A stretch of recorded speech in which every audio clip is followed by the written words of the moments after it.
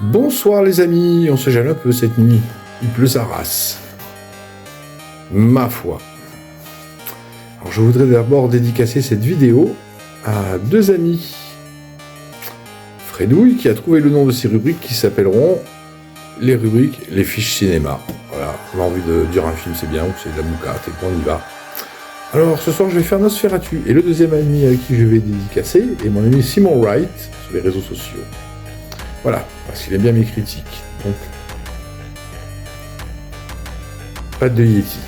Bon, ça caille dehors, il pleut. Bon, alors la critique de Nosferatu, ça va bien avec, hein, les vampires, tout ça. Alors franchement, je l'attendais avec impatience parce que moi j'aimais pas trop le premier, parce que c'est film muet noir et blanc. Il y a des effets de lumière intéressants. C'est un des premiers films, il a 100 ans, oui. Donc bon, on va être comment dire, on va être cool, mais tendu. Cool, mais tendu. Ouais. Ouais, parce que bon, c'est une histoire de vampires différente de tout ce qu'on a. Quand on aime les vampires, l'univers du vampire, on a une autre histoire, on a une autre approche du vampire. On a un vampire qui est très proche esthétiquement du vampire de Salem, de Stephen King. Le vampire, quoi, à la crevure. Un blafard, les oreilles pointues, pas de cheveux. Et les lumières. Voilà, Nosferatu, c'est ça, quoi. Des chicots devant, oreilles pointues, pas de cheveux. Il fait peur, quoi. Rien que comme ça. Blafard. Alors, le deuxième, Nosferatu, auquel on avait eu droit, un film d'auteur, avec un acteur français, Jacques Dufilot. Alors, Klaus Kinski, l'acteur qui jouait Nosferatu, pareil, blanc, blafard, truc. Alors, tu te dis ça, c'était le seul truc du film. Parce qu'après, tu te fais chier tout du long. Et ce qui est dommage, parce que c'est une autre histoire, pareil, à Dracula. Approche allemande, Arbeit. Donc c'était super intéressant. Ils ont l'univers, ils ont des groupes comme Gorgoroth, des groupes de musique, de fous, qui vont avec cet univers-là, vampires, etc. Donc, j'étais impatient d'aller voir Nosferatu.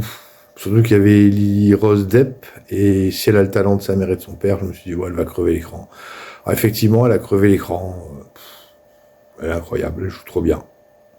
Rien à dire, elle joue très bien le rôle d'une femme aimante. D'ailleurs, j'ai appris par la suite qu'elle mangeait des abricots, j'ai été choqué. Le wok, les Ewoks, c'est pas mon monde. J'en laisse. Dans ans la retraite. Ah ouais, donc du coup, super actrice.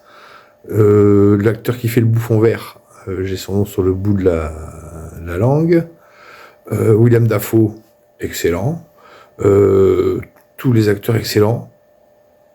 L'effet, l'image, tout était parfait. On se serait cru vraiment dans les Carpates. À un moment, il y a cette vue qui reste en tête, le château du comte Orlok en haut, avec ce plan-là, magnifique.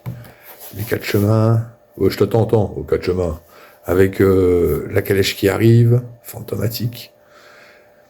De l'action, du mouvement, du rythme, ce qu'il n'y avait pas dans l'ancien film. Donc on accroche direct, grave. Et puis là apparaît Nosferatu. Et là tu dis, mais ils se sont trompés de film en vrai. Tout est parfait. Et qui tu vois apparaître? Rasputin. Le mec, tout grand, badass. Bon, tu vois la teub et tout, carrément. La poutre des Carpates, quoi. Ridicule, avec sa tête. Une moustache, on dirait un balai brosse. Rasputin dans Hellboy. Mais non, il avait des cheveux en plus sur un côté. Enfin, j'ai regardé, on voit bien les images et tout. Mais c'est horrible. C'est horrible. Ils ont tout niqué. Nosferatu, c'est Nosferatu. À la rigueur, ils auraient dû regarder le dernier vampire de Salem. Il est trop proche, à part qu'il est bleu, mais blanc. En blanc. Voilà, ça m'a gâché tout le film. Fait chier. Donc, à quand Super Nosferatu?